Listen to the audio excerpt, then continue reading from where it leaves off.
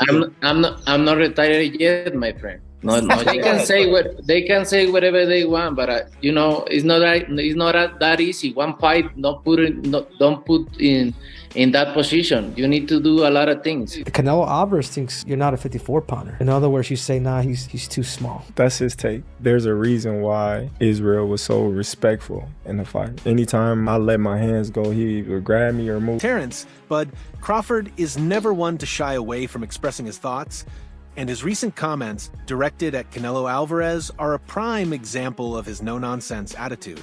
Just recently, Crawford made a comment about how much Canelo's name is declining in the sport, and he wasn't holding back. The comment came in response to Crawford being placed on the undercard of Canelo's next fight. This isn't a distant issue either. It's unfolding in real time and speaks volumes about the changing landscape of boxing and the fire between these two. I know Canelo is great. We all know he's big. We all know he's strong.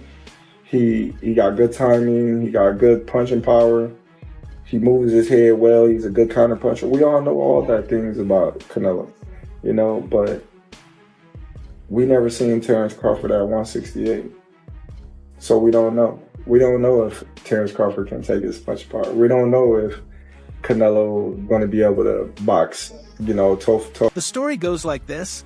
Crawford's rematch with Errol Spence Jr., one of the most highly anticipated fights in the welterweight division, may have been scheduled for the undercard of Canelo's upcoming bout. This decision was met with both confusion and outrage from fans. Why would one of the best fighters in the world, a man who just demolished Spence in their first meeting, be relegated to a secondary role? The answer lies in the numbers. Canelo, despite his legacy as one of the sport's most accomplished fighters, has been struggling with his recent pay-per-view numbers and ticket sales. His last few fights, especially against Gennady Golovkin and Dmitry Bivol, failed to live up to expectations both in terms of drawing power and the excitement they generated. And now, to add insult to injury, Crawford's second fight with Spence is seen as the true headliner, but it's being buried beneath Canelo's shadow. It could happen. I mean, why not? If Crawford want to challenge himself to be great, let him try to be great. So what I'm saying, I'm with it. So I'll be going for Bud. If he fight Canelo, I'll be going for him. I mean, I don't know if he gonna win or lose, but I definitely be going for Crawford. I think if anybody can pull it off, he can pull it off. Crawford, for his part, isn't one to sit quietly when it comes to such a slight. His statement calling out Canelo wasn't just a personal attack. It was a reminder that the sport has changed. To him, it was Crawford, not Canelo, who dominated the welterweight division, decimating Spence in a fight that cemented his status as one of the greatest pound-for-pound fighters in the world. Bud versus Nello, based on their last fights, is a 50-50. So Canelo fights an undisputed champ, an up-and-coming former champion, and an up-and-coming undefeated contender, and somehow those last three opponents are compared to Bud's Madrimov fight, making it a 50-50 fight? Wow. Bud versus Canelo, based on last fight, is a 50-50. So Canelo fights an undisputed champ, up-and-coming former champion, and an up-and-coming undefeated contender. And somehow those three last opponents are somehow compared to Bud's Madrimov fight, making it a 50-50 fight? Don't you all want to see knockouts? I'm from a different time in this sport, when fighters went to war in ring. We wanted to destroy our opponents. I still took the Pacquiao fight knowing my body was broken and old and I couldn't beat him. But I was a warrior. I wanted to be a legend. It's a different mentality, a champion's mentality. Canelo wants to get paid. He avoids Benavidez and Bivol, who schooled him just like Mayweather. He wants to cruise easily into retirement. Don't you all want to see knockouts? I'm from a different time in this sport when fighters went to war in the ring. We wanted to destroy our opponents. I still took the Pacquiao fight knowing my body was broken and old and I couldn't beat him. But I was a warrior. I wanted to be a legend. It's a different mentality, a champion's mentality. Canelo wants to get paid.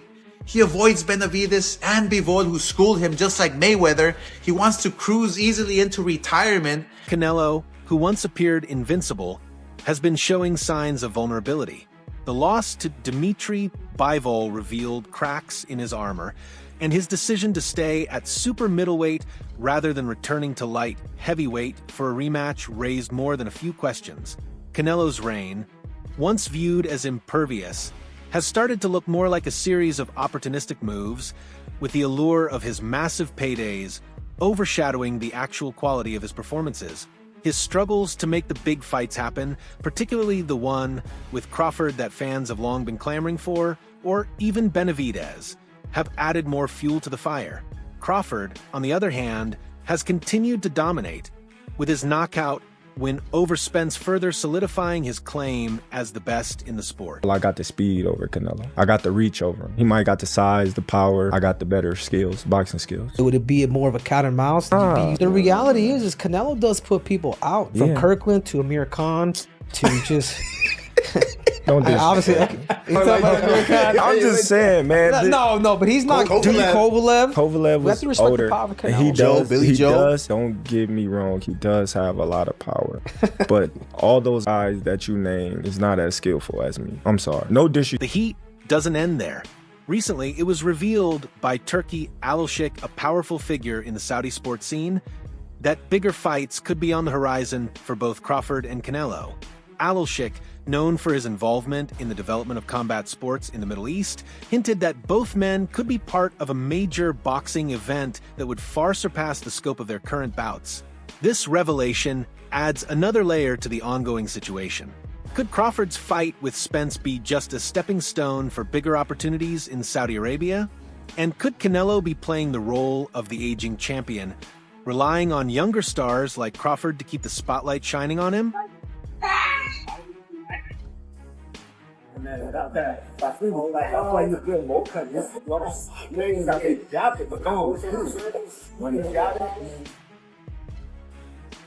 This isn't just about Canelo's fading power. It's about the future of boxing and the changing dynamics in the sport.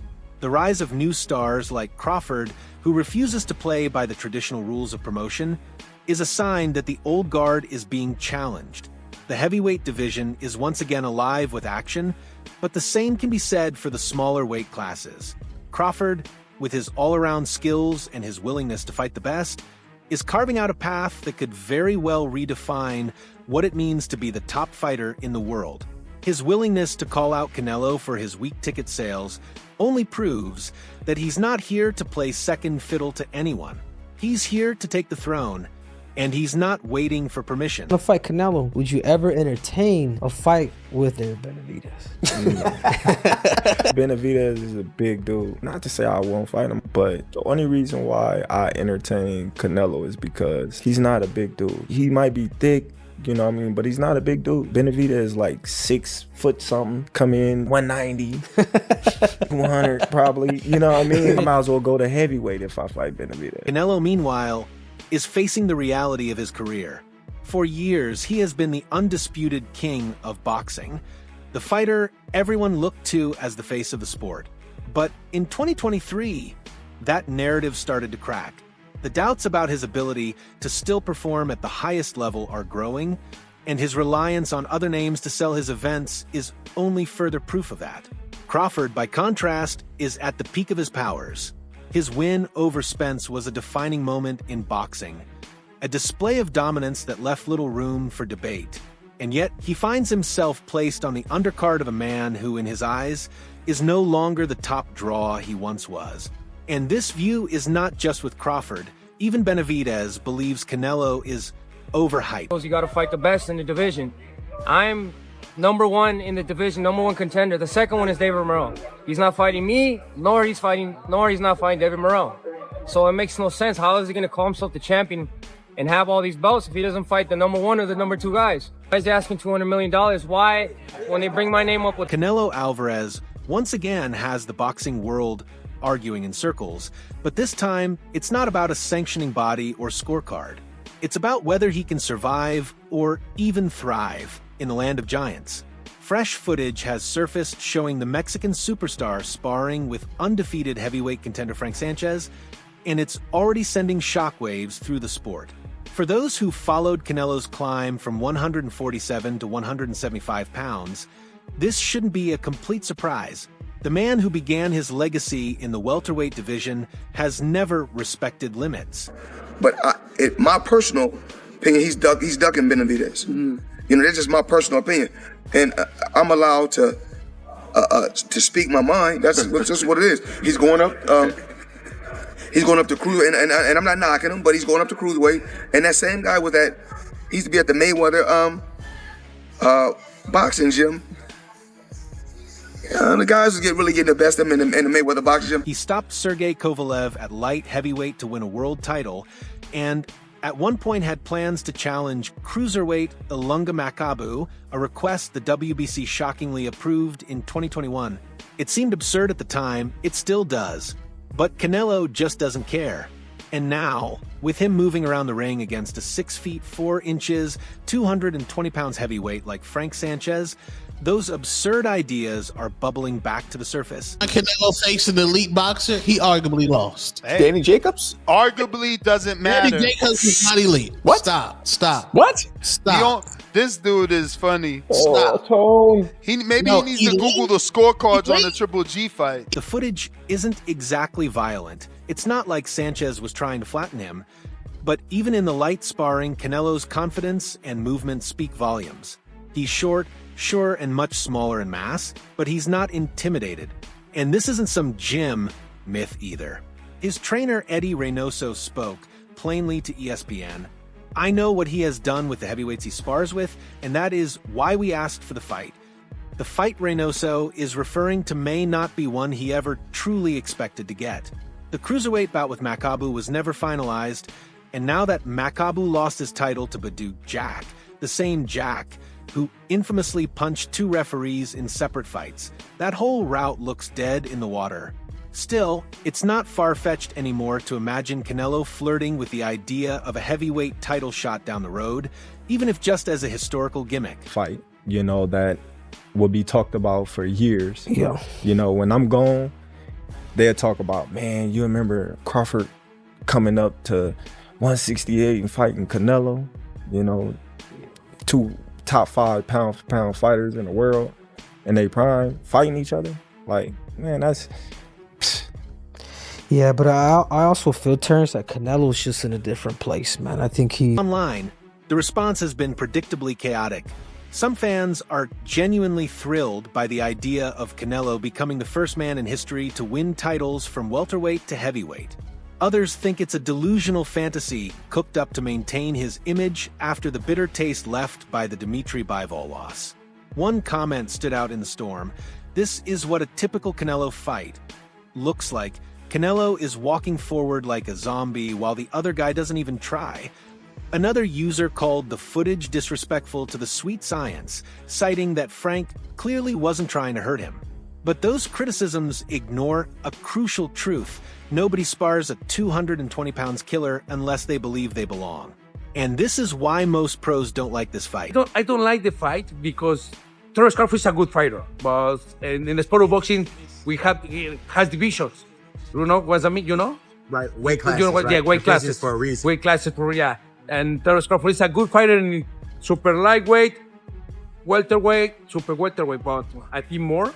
I remember when Terence Crawford fought with This matters more now than ever because the noise around Canelo isn't just about weight. It's about who really deserves to share the ring with him next. William Skull is reportedly next up on May 3rd. It's a stay-busy fight, a meaningless one to most, but it sets the stage for something bigger. And here's where things get twisted. That something bigger might not be David Benavidez or David Morrell like purists hoped. It might be Terence Bud Crawford, which is already something controversial. There's no Triple G on Bud's resume. There's no Trout on Bud's resume. There's no Daniel Jacobs on Bud's resume. Canelo is the one that's fought the elite level opposition. It's Canelo that fought Laura. There is no Laura on Bud's resume. There is no Laura on Bud's resume. Bud has never faced a multiple division champ. Bud has never faced a multiple division champ. Yeah, but Bud is an elite boxer. So you're an elite boxer, but you haven't fought elite. Turki Al-Sheikh, the Saudi power broker pulling strings and paying millions, is the man at the center of it all. Recently, he revealed that there could be even bigger fights for both Crawford and Canelo coming soon. That sent fans into a frenzy. If not each other, then who? But make no mistake, the Crawford versus Canelo fight is still very much on the table. And not everyone thinks it's a great idea. Trainer Abel Sanchez went on a full tirade about how this fight is nothing but a payday sideshow. He called it ridiculous, mocking Crawford's ambitions to jump from 154 to 168 without earning the shot. Canelo is the face of boxing, Sanchez said bluntly. This is going to be a sparring session. Canelo will punch holes in the aging Nebraska native. All the crazy stuff about me going up and having a tough time, but he went up in weight and lost. That's the difference. I went up weight and won. He went up and lost. You know, so let's not do that. Sanchez didn't hold back. He called Crawford old, inactive, too small, and flat out unqualified for the fight. He mocked the idea of legacy, accusing Bud of chasing a bag rather than greatness. If it was really about legacy, he said, Bud would move up to 168 and fight David Benavidez, David Morrell, or Osasius. Is it asking too much for Terence to suffer a little to get that mega payday? To be fair, there's precedent for this skepticism. Crawford's last outing against Israel Madrimov at 154 showed he may have limits after all. He didn't look like the monster who dismantled Errol Spence. He looked flat, slower, and unsure. Now, imagine adding 14 more pounds of pure mass and standing in front of a granite-chinned 168 pounds assassin like Canelo, who's made a career off walking down guys who are naturally bigger. Abel Sanchez likened the Canelo versus Crawford matchup to Gennady Golovkin's 2016 clash with Kell Brook, another pound-for-pound fantasy fight that quickly turned grim. Brook came out looking slick, fast hands, crisp counters, beautiful movement, but it didn't matter. Golovkin walked through it all, broke him down, and shattered his orbital bone in brutal fashion. It'll be competitive for a little while, Sanchez said, but the fight ends somewhere between the 9th and 12th round. He made it clear Crawford's speed might give Canelo some early puzzles, but that's all it'll be, an early distraction. Sanchez also warned that Crawford can't rely on movement and survival tactics to sway the judges. And outbox Canelo. It depends on what kind of Canelo rocks up, and because Canelo is very, very experienced, but at the same time he's had a lot of fights, which means that there is a time that you do go downhill as well. So I don't know. It's an interesting fight. We saw Erislandy Lara try that. The judges didn't fall for it. You want to beat Canelo? You better come fight in the trenches against a stronger, younger, and more explosive Alvarez. Sanchez believes Bud won't last unless he comes to war. Of course, some fans point to the Bivol loss as a crack in Canelo's aura. They say he's vulnerable, beatable when facing fighters with footwork and high volume. But Bivol was a true light heavyweight with height, reach, and the perfect game plan. Crawford might be more skilled in some ways, but he's also a much smaller man, moving up 2 divisions with no meaningful fights in between. What I think should be gone, the notion that Terence Bud Crawford should move up 3 weight classes, 21 pounds, to fight Canelo Alvarez. He's entirely too small. Jermell Charlo already proved that. He's entirely too small. Jermall Charlo already proved that, according to Sanchez, the only way Crawford wins is if Canelo grows to be 100 years old. What's more concerning for Crawford isn't just the weight, it's time. By the time the September 13th fight happens, Bud will be almost 38. He's coming off a year-long layoff and still doesn't have a legitimate win at 154, let alone 168. The timing favors Canelo in every way. Fans on both sides are debating. But there's a growing perception that this is a circus act. One fan compared it to junk food entertainment, meant to sell tickets and pay-per-views without any lasting legacy. Behind the scenes, the drama doesn't stop. Some insiders believe Turkey is more interested in global headlines than legitimate competition. Why else would Crawford, who hasn't proved himself past welterweight, be leapfrogging Benavidez and Morrell for a shot at the undisputed 168 pounds king? Bud, Canelo, done deal. Looks like the fight is signed. What's your thoughts on this fight, man? Man, it's a great fight.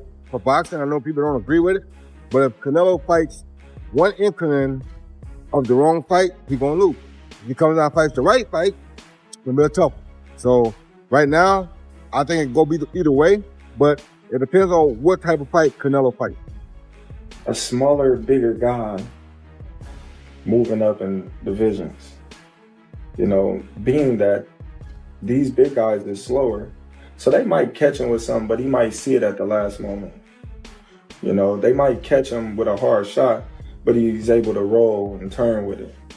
You know, because he's coming from a smaller weight class that was faster, that was sharper. You know, I'm coming from a smaller weight class that's faster and sharper. The answer might be simple: money.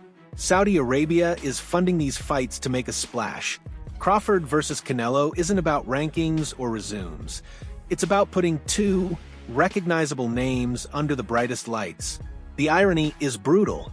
Canelo might be preparing for a welterweight turned junior middleweight who's now skipping 2 weight classes for a payday while sparring a heavyweight in camp.